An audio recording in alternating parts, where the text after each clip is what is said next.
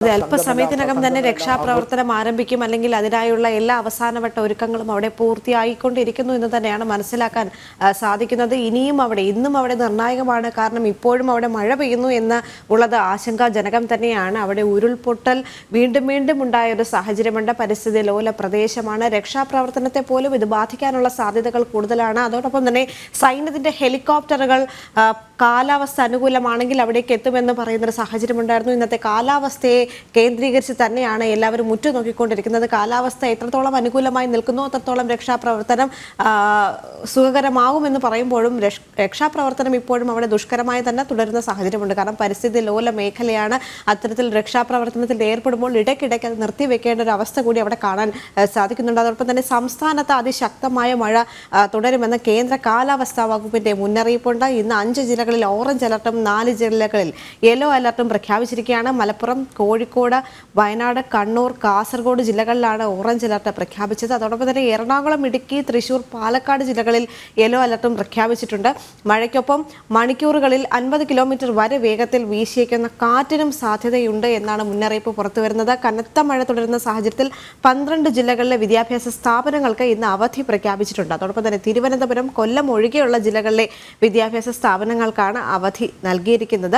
കേരള, കർണാടക, ലക്ഷദ്വീപ് തീരങ്ങളിൽ ഏർപ്പെടുത്തിയ മത്സ്യബന്ധന വിലക്ക് തുടരുകയാണ്. മലയോര തീരദേശ മേഖലയിലുള്ളവർ അതീവ ജാഗ്രത പാലിക്കണമെന്നും കാലാവസ്ഥാ വകുപ്പ് അറിയിക്കുകയാണ്. സംസ്ഥാനത്തുടനീളം മഴ ശക്തമാകുന്ന സാഹചര്യത്തിൽ വയനാട് മാത്രമല്ല പാലക്കാട്, കോഴിക്കോട് അടക്കമുള്ള മലബാർ മേഖലകളിലാണ് ഏറ്റവും കൂടുതൽ നാശനഷ്ടങ്ങൾ ഉണ്ടാകുന്നത് എന്ന് ഈ ഒരു അവസരത്തിൽ പറയേണ്ടതുണ്ട്. പാലക്കാടും കോഴിക്കോടും കഴിഞ്ഞ ദിവസം മുതൽ തന്നെ ഇത്തരം മഴക്കെടുതികൾ കണ്ടുവരികയാണ്. പല മരണങ്ങളും റിപ്പോർട്ട് ചെയ്തു. പലരെയും കാണാതായിട്ടുണ്ട്. ഒഴുക്കിൽപ്പെട്ടവരുണ്ട്. പുഴകൾ കര കവിഞ്ഞ് ഒഴുകുന്ന ഒരു സാഹചര്യമുണ്ട്. അതോടൊപ്പം തന്നെ സോണൽ കൃഷ്ണ ചേരുകയാണ്. സോണൽ, കഴിഞ്ഞ ദിവസവും ഇന്നുമായി എല്ലാവരും പറയുന്നൊരു കാര്യം അനാവശ്യ യാത്രകൾ ഒഴിവാക്കണമെന്ന് തന്നെയാണ്. മുഖ്യമന്ത്രി പിണറായി വിജയൻ അടക്കം പറഞ്ഞിട്ടുണ്ട്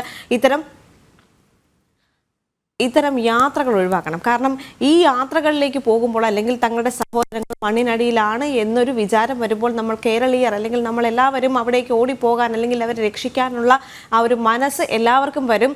അത് വളരെ വലിയ കാര്യം അല്ലെങ്കിൽ നല്ല കാര്യം തന്നെയാണ്, അഭിനന്ദനാർഹമാണ്. എങ്കിൽ പോലും ഈ ഒരു അവസരത്തിൽ ഈ യാത്രകൾ ഒഴിവാക്കണം എന്നാണ് മുഖ്യമന്ത്രി അടക്കം പറയുന്നത്. കാരണം അവിടേക്ക് പോയാലും അവിടെ തടഞ്ഞു നിർത്താനുള്ള സാധ്യതയുണ്ട്. കാരണം സാധാരണക്കാരെ ഈ ഒരു രക്ഷാ ദൗത്യം നടക്കുന്ന സ്ഥലത്തേക്ക് കടത്തിവിടാൻ സാധിക്കില്ല. കാരണം ഇത്തരം യാത്രകൾ ഒഴിവാക്കേണ്ടത് തന്നെയാണ്. കാരണം ഇത്രയും പരിസ്ഥിതി ലോല മേഖലയിൽ ഈ ദുരന്തം കാണാനായി ഓടിയെത്തുക അല്ലെങ്കിൽ അതിലേക്ക് പങ്കാളികളാകാൻ നമുക്ക് ഒരിക്കലും ഇപ്പോൾ കഴിയുന്ന ഒരു അവസ്ഥയല്ല. കാരണം സൈന്യവും അഗ്നിരക്ഷാ സേനയും NDRFും അടക്കമുള്ള വിദഗ്ധ സംഘം അവിടെയുണ്ട്. അത്രയും പരിശീലനം ലഭിച്ച സംഘത്തിന് മാത്രമേ ഈ ഒരു അവസരത്തിൽ രക്ഷാ ദൗത്യത്തിലേക്ക് കടക്കാൻ സാധിക്കുകയുള്ളൂ. സാധാരണ ജനങ്ങൾ, പ്രാദേശിക വിദഗ്ധർക്ക് പോലും ഈ ഒരു അവസരത്തിൽ അവിടേക്ക് എത്തിപ്പെടാൻ കഴിയില്ല. പലയിടത്തും തടഞ്ഞു വെക്കാനുള്ള സാധ്യതയുണ്ട്. അങ്ങോട്ടേക്ക് പോകരുത് എന്ന് മുഖ്യമന്ത്രി ആവർത്തിച്ച് പറയുന്ന ഒരു സാഹചര്യമുണ്ട്. എങ്കിലും സോണൽ, ജനങ്ങൾ വീണ്ടും ആ ഒരു പ്രദേശത്തേക്ക് ഈ തിരച്ചിൽ കാണാനോ രക്ഷാദൗത്യം കാണാനോ ആയിട്ട് ഒഴുകി എത്തുന്നുണ്ടോ, അല്ലെങ്കിൽ അവരെ അവിടെ നിന്ന് മാറ്റാൻ ഈ രക്ഷാപ്രവർത്തകർ ബുദ്ധിമുട്ടുന്ന ഒരു സാഹചര്യമുണ്ടോ? ദുരിതാശ്വാസ ക്യാമ്പുകൾ തുറന്നിരിക്കുകയാണ്. 3000-ലധികം പേർ അവിടെ തുടരുന്നു എന്നും മനസ്സിലാക്കാൻ സാധിക്കുന്നുണ്ട്.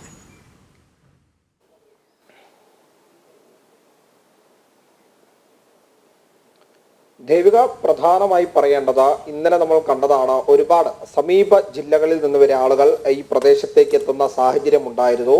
ആ ഘട്ടത്തിലാണ് ജില്ലാ കളക്ടർമാർ ഉൾപ്പെടെ കൃത്യമായി പറയുന്നത് ഇത്തരത്തിൽ ആരും ഇങ്ങോട്ടേക്ക് വരേണ്ടതില്ല. കാരണം ഈ ഭൂമിപരമായിട്ടുള്ള ഘടനയനുസരിച്ച് കൃത്യമായ പഠനം നടത്തി മാത്രമേ ഇതിൽ ഈ ഒരു രക്ഷാപ്രവർത്തനം നടത്താൻ വേണ്ടി കഴിയൂ. അതിന് വിദഗ്ധ സംഘം അവിടെ ഉണ്ട് എന്ന് തന്നെയാണ് ഇത്തരത്തിൽ ജില്ലാ കളക്ടറും മറ്റ് മിനിസ്റ്റർമാരുൾപ്പെടെ പറയുന്ന സാഹചര്യമുള്ളത്. എന്നാൽ ജനങ്ങൾ ഇങ്ങോട്ടേക്ക് ഇന്നലെ വലിയ തോതിലെത്തുന്ന ഒരു സാഹചര്യം ഉണ്ടായിരുന്നു. ഇന്നലെ രാത്രിയും ഏറെ വൈകിയും ജനങ്ങൾ എത്തുന്ന സാഹചര്യം ഉണ്ടായിരുന്നു. പക്ഷേ കൃത്യമായിട്ട് പോലീസ് മറ്റ് സംവിധാനങ്ങളും ചേർന്ന് ഇങ്ങോട്ടേക്ക് കടക്കുന്ന, അത് ഉരുൾപൊട്ടിയ പ്രഭവ കേന്ദ്രത്തിലേക്ക് കടക്കുന്ന ഭാഗത്ത് വെച്ച് ഇവരെ തടയുന്ന ഒരു സാഹചര്യമാണ് ഉണ്ടായത്. ഇന്നും കൃത്യമായിട്ടുള്ള ഒരു നിയന്ത്രണം ഈ പ്രദേശങ്ങളിൽ ഉണ്ട് എന്നുള്ളത് തന്നെയാണ് ഏറ്റവും പ്രധാനമായി പറയേണ്ടത്. എന്തായാലും ഈ നിയന്ത്രണങ്ങളെ സംബന്ധിച്ച് കടുപ്പം തന്നെയാണ്. കാരണം മാധ്യമ പ്രവർത്തകർക്കും മറ്റ് ഒഫീഷ്യൽ വാഹനങ്ങൾക്കും അല്ലാതെ ഈ പ്രദേശത്തേക്ക് മറ്റു വാഹനങ്ങൾക്കൊന്നും തന്നെ കടക്കാൻ അനുമതിയില്ല എന്നുള്ളത് തന്നെയാണ്. കാരണം ആംബുലൻസിന് ഏത് നിമിഷവും വന്നു പോകാൻ ഏറ്റവും സുഖകരമായിട്ട് ഈ റോഡും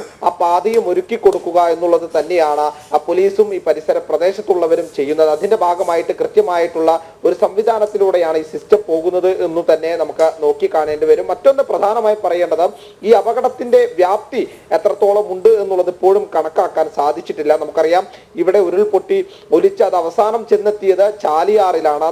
മലപ്പുറം ജില്ലയിലെ ചാലിയാറിൽ നിലമ്പൂർ ഭാഗത്ത് ഏകദേശം 20ഓളം മൃതദേഹങ്ങളാണ് ഇന്നലെ ഒഴുകിയെത്തിയത്.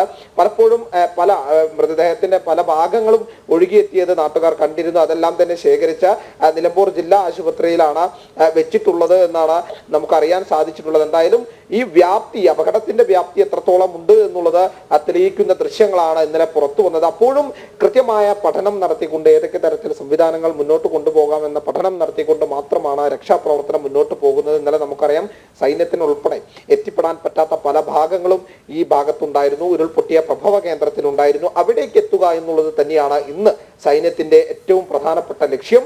അതിലേക്ക് ആ ഒരു കടമ്പയിലേക്ക് ആ സൈന്യം കടന്നിരിക്കുന്നു എന്നുള്ളത് തന്നെയാണ്. കാരണം 7 മണിയോടെ രക്ഷാപ്രവർത്തനം ആരംഭിക്കുമെന്ന് പറഞ്ഞെങ്കിൽ പോലും 6 മണിയോടെ 6:15 കൂടിയിട്ട് തന്നെ ഈ പ്രവർത്തനങ്ങളെല്ലാം തന്നെ ആരംഭിച്ചിട്ടുണ്ട്. ഇന്നലെ എത്താൻ കഴിയാത്ത പ്രത്യേക കേന്ദ്രങ്ങളിലേക്ക്, അതായത് ആളുകൾ ഇപ്പോഴും കുടുങ്ങിക്കിടക്കുന്നുണ്ട് എന്ന് സംശയിക്കുന്ന പ്രദേശത്തേക്ക് എത്തുക എന്നുള്ളത് തന്നെയാണ് ഇന്നത്തെ ഏറ്റവും പ്രധാനപ്പെട്ട കാര്യം. അങ്ങോട്ടേക്ക് എത്താനുള്ള ശ്രമം രാവിലെ മുതലേ തുടങ്ങിയിട്ടുണ്ട്. താൽക്കാലികമായി തയ്യാറാക്കിയ പാലത്തിലൂടെയാണ് സൈന്യം അങ്ങോട്ടേക്ക് കടക്കുന്നത്. NDRF സേനയും മറ്റ് ഫയർഫോഴ്സും ഉൾപ്പെടെയുള്ളവർ കൃത്യമായി ഇതിനു വേണ്ട പിന്തുണയും സൗകര്യങ്ങളും ഒരുക്കി കൊടുക്കുന്നുണ്ട്. ഏതെങ്കിലും തരത്തിൽ ഇനി ഈ പ്രദേശങ്ങളിൽ ആരെങ്കിലും കുടുങ്ങിക്കിടക്കുന്നുണ്ടെങ്കിൽ അവരെ കൂടി രക്ഷപ്പെടുത്തി ഇങ്ങോട്ടേക്ക് ജീവനത്തിലേക്ക് തിരിച്ചു കൊണ്ടുവരിക എന്നുള്ളത് തന്നെയാണ് ഏറ്റവും പ്രധാനപ്പെട്ട കാര്യം. ഇന്ന് നമുക്കറിയാം, കേന്ദ്രമന്ത്രി ജോർജ് കുര്യൻ ഉൾപ്പെടെ ക്യാമ്പ് ചെയ്തുകൊണ്ട് ഈ പ്രദേശത്ത് വയനാട് ക്യാമ്പ് ചെയ്തുകൊണ്ടാണ് ഈ രക്ഷാപ്രവർത്തനങ്ങളും മറ്റും ഏകോപിപ്പിക്കുന്ന ഒരു സാഹചര്യമുള്ളത്. അതുകൊണ്ട് തന്നെ കൃത്യമായിട്ടുള്ള നിർദ്ദേശമുണ്ട്.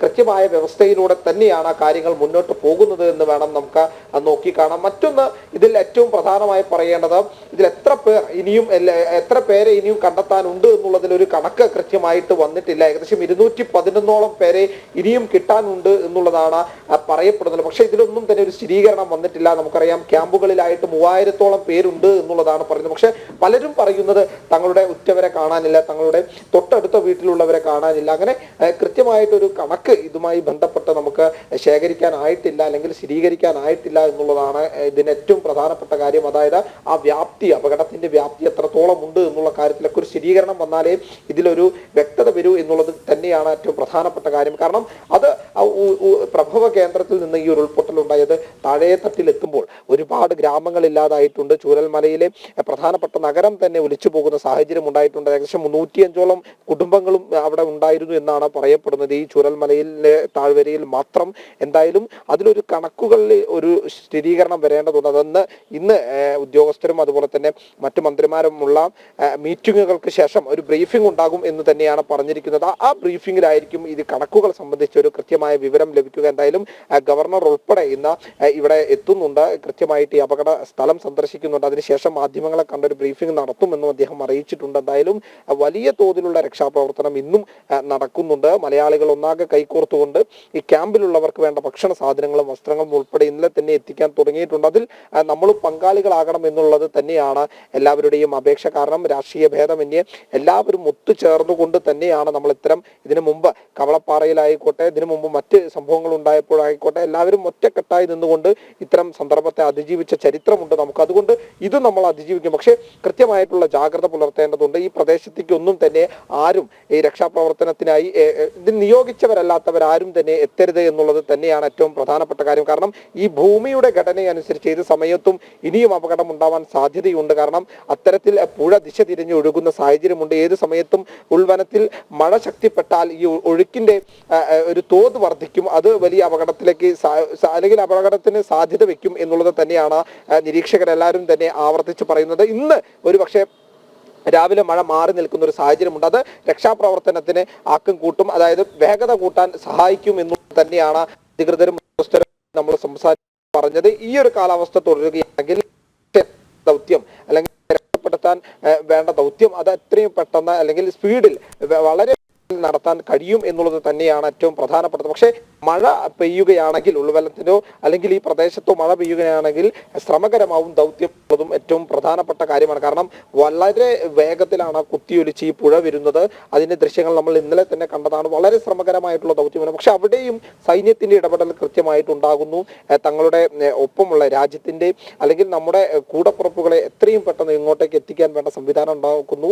താൽക്കാലികമായിട്ടുള്ള ശരി, സോണൽ ഒന്ന് ഇടപെടുകയാണ്. അർജുനിലേക്ക് പോകേണ്ടതുണ്ട്. അർജുൻ, അവിടെ സൈന്യം രക്ഷാദൗത്യത്തിനായുള്ള ആരംഭങ്ങൾ അല്ലെങ്കിൽ അതിനുള്ള ഒരുക്കങ്ങൾ അവിടെ തുടങ്ങിയെന്ന് തന്നെയാണ് മനസ്സിലാക്കാൻ സാധിക്കുന്നത്. ഇന്നത്തെ പുഴയുടെ ഗതി അല്ലെങ്കിൽ അതുപോലെ മണ്ണിടിച്ചിൽ സാധ്യത ഉൾപ്പെടെയുള്ള കാര്യങ്ങൾ പരിശോധിച്ചതിന് ശേഷം മാത്രമായിരിക്കും അവർ അതിലേക്ക് കടക്കുക എന്നും മനസ്സിലാക്കാൻ സാധിക്കുന്നുണ്ട്. ഇപ്പോൾ അവിടെ അവസാനവട്ട ഒരുക്കങ്ങൾ നടക്കുകയാണോ? മറ്റ് അപ്ഡേറ്റുകൾ കൂടി.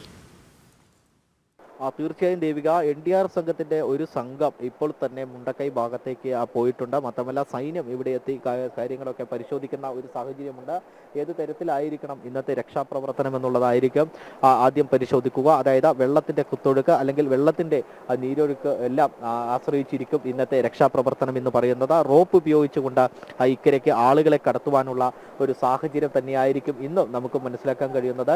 മാത്രമല്ല ആ ഒരു പാലം, കഴിഞ്ഞ ദിവസം ഉണ്ടാക്കിയ താൽക്കാലിക പാലം, അതിലൂടെയും അടക്കം ആളുകളെ കൊണ്ടുപോകാനുള്ള ഒരു സാഹചര്യം ഉണ്ടാകും. എന്തിനാ തന്നെയും ഈ പ്രതികൂലമായ ഒരു കാലാവസ്ഥയാണ് ഏറ്റവും വലിയ രീതിയിൽ നമുക്ക് വില്ലനായിട്ട് ഉള്ളത്. ഈ സാഹചര്യത്തിൽ ഏത് തരത്തിലായിരിക്കണം രക്ഷാപ്രവർത്തനം എന്നുള്ളതിലാണ് ആശങ്കയുള്ളത്. നേരത്തെ നമ്മൾ പറഞ്ഞതുപോലെ തന്നെ വിവിധ സമയങ്ങളിൽ ഇവിടെ ഉരുൾപൊട്ടിയിട്ടുള്ള ഒരു സമയമാണ്. ഇത്തരത്തിലുള്ള സെൻസിറ്റീവ് ഏരിയയാണ്. ഏത് സമയത്തും ഇത്തരത്തിൽ മഴവെള്ളപ്പാച്ചിൽ ഇവിടെ ഉണ്ടാകുവാനുള്ള ഒരു സാധ്യതയുമുണ്ട്. അതുകൊണ്ട് തന്നെ ഇത്തരത്തിൽ മഴയും അതുപോലെ തന്നെ കാലാവസ്ഥയും എത്രമാത്രം അനുകൂലമാകും എന്നുള്ളത് നോക്കിയതിന് ശേഷമാണ് ഏത് തരത്തിലുള്ള റെസ്ക്യൂ പ്രവർത്തനം നമ്മൾ സൂചിപ്പിച്ചതുപോലെ തന്നെ ഇവിടെ നമ്മൾ കാണുന്ന ദൃശ്യങ്ങളിൽ കാണുന്ന പോലെ ഇത്രയും വലിയ ഉരുളൻ ഇവിടേക്ക് ഒഴുകിയെത്തിയിരിക്കുന്നത് അല്ലെങ്കിൽ ആ മഴവെള്ളത്തിന്റെ കൂടെ കുതിച്ചെത്തിയിരിക്കുന്നത് ആ ഒരു സ്ഥലങ്ങളിലടക്കം നമ്മൾ നേരത്തെ പറഞ്ഞ ചെറിയ കടകളടക്കമുണ്ടായിരുന്ന സ്ഥലങ്ങളാണ് ഇത്തരത്തിൽ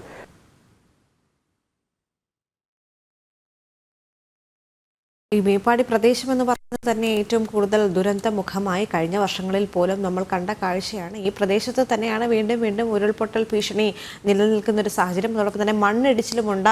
ഇത്തരം സന്ദർഭങ്ങളിൽ അവിടെ ജാഗ്രത പുലർത്തേണ്ട ആവശ്യം കൃത്യമായി തന്നെ ഉണ്ടെങ്കിലും പ്രകൃതി ദുരന്തങ്ങളെ നമുക്ക് തടഞ്ഞു വെക്കാനോ അല്ലെങ്കിൽ ഒരു പരിധിവരെ പ്രതിരോധിക്കാനോ സാധിക്കില്ല എന്നതും വളരെ പരമമായ ഒരു സത്യം തന്നെയാണെങ്കിലും ഈ ഒരു ഘട്ടത്തിൽ കൃത്യമായ ജാഗ്രത പാലിച്ചുകൊണ്ട് തന്നെയാണ് ജനങ്ങൾ അവിടെ തുടരേണ്ടത്. അല്ലെങ്കിൽ ഈ പ്രദേശങ്ങളിൽ നിന്ന് മാറി താമസിക്കേണ്ട ഒരു ആവശ്യവും കൂടി ഈ ഒരു ഘട്ടത്തിൽ ഉയർന്നു വരുന്നുണ്ട്. കാരണം ഇത്തരം പ്രദേശങ്ങളിലോട്ട് കഴിയുമ്പോഴുള്ള ചില പ്രശ്നങ്ങൾ ഇത് തന്നെയാണ്. മണ്ണിടിച്ചിൽ, പെട്ടെന്നുണ്ടാകുന്ന മണ്ണിടിച്ചിൽ അല്ലെങ്കിൽ പെട്ടെന്നുണ്ടാകുന്ന ഉരുൾപൊട്ടലെല്ലാം ഇത്തരം വലിയ ദുരന്തങ്ങളിലേക്കോട്ട് തന്നെയാണ് നയിക്കുന്നതെങ്കിൽ പോലും സൈന്യം അവിടെ എത്തിച്ചേർന്നു എന്ന് പറയുന്നത് ഏറ്റവും കൂടുതൽ ആശ്വാസകരമായ ഒരു വാർത്തയായി തന്നെ കണക്കാക്കാൻ സാധിക്കുന്നുണ്ട്. കാരണം ഇന്നലെ പോലും ഏറ്റവും ദുർഘടം പിടിച്ച ഒരു സമയത്ത് സൈന്യത്തിൻ്റെ ഹെലികോപ്റ്റർ അവിടെ ലാൻഡ് ചെയ്യുന്ന കാഴ്ച ഏറെ പ്രതീക്ഷയോടെയാണ് നമ്മൾ കണ്ടു നിന്നത്. കാരണം അത്രത്തോളം നമ്മുടെ സഹോദരങ്ങൾ മണ്ണിനടിയിലായി പോയിട്ടുണ്ട്. അല്ലെങ്കിൽ അവരെ രക്ഷിക്കാനായിട്ടുള്ള രക്ഷാദൗത്യങ്ങൾ പുരോഗമിക്കുമ്പോഴും സൈന്യത്തിൻ്റെ വരവാണ് ഏറ്റവും കൂടുതൽ ഊർജ്ജം നൽകിയതെന്ന് പറയാതിരിക്കാൻ കഴിയില്ല. ഇന്നിപ്പോൾ സൈന്യം എല്ലാ സജ്ജീകരണങ്ങളും ഒരുക്കി രക്ഷാപ്രവർത്തനത്തിലേക്ക് കടക്കുകയാണ് എന്ന് തന്നെയാണ് മനസ്സിലാക്കാൻ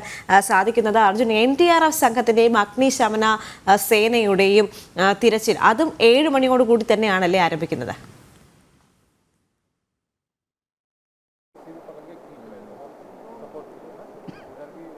തീർച്ചയായും അത്തരത്തിൽ തന്നെയാണ്. നേരത്തെ തന്നെ NDRF സംഘം അക്കരയ്ക്ക് എത്തിയിരിക്കുന്ന ഒരു കാഴ്ചയാണ് നമുക്ക് നേരത്തെ തന്നെ കാണുവാൻ സാധിച്ചത്, അല്ലെങ്കിൽ പ്രേക്ഷകരെ കാണിക്കുവാൻ സാധിച്ചത്. നേരത്തെ തന്നെ 7 മണിക്ക് മുമ്പ് തന്നെ അവർ സജ്ജരായി അപ്പുറത്തേക്ക് പോയിരിക്കുന്നു. അത്തരത്തിൽ മുണ്ടക്കൈ ഭാഗത്തേക്ക് പോകുന്ന ഒരു കാഴ്ചയാണ് നമുക്ക് കാണുവാൻ സാധിച്ചത്. കഴിഞ്ഞ ദിവസങ്ങളിലെ NDRFന്റെ ഒരു പ്രവർത്തനം നമുക്ക് എടുത്തു പറയേണ്ടിയിരിക്കുന്നു. കഴിഞ്ഞ ദിവസം മുതൽ രാപ്പകലില്ലാതെ അവർ ഇറങ്ങിത്തിരിച്ച ഒരു കാഴ്ചയാണ് നമുക്ക് കാണുവാൻ സാധിച്ചത്. NDRF സംഘമാണ് ആദ്യം മുണ്ടക്കൈ ഭാഗത്തേക്ക് എത്തിയിരുന്നത്. കഴിഞ്ഞ ദിവസം മുണ്ടക്കൈ ഭാഗത്തേക്ക് എത്തിയിരുന്നത്. ഒരു സംഘം അവിടേക്ക് എത്തുകയും വിവിധ പ്രദേശങ്ങളിലുള്ള ആളുകളെ ഇവിടെ തൊട്ടപ്പുറത്ത് അക്കരെ കൊണ്ടുപോവുകയും ചെയ്തിരുന്നു.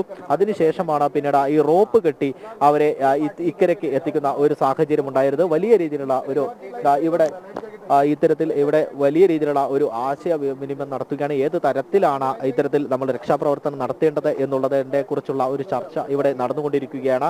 അത്തരത്തിൽ വലിയ രീതിയിലുള്ള ഒരു ചർച്ചകളാണ് ഇപ്പോൾ നടന്നുകൊണ്ടിരിക്കുന്നത്. സേനാംഗങ്ങളൊക്കെ എത്തിയിട്ടുണ്ട്. അത്തരത്തിൽ സൈനികർ എല്ലാവരും എത്തിയിട്ടുണ്ട്.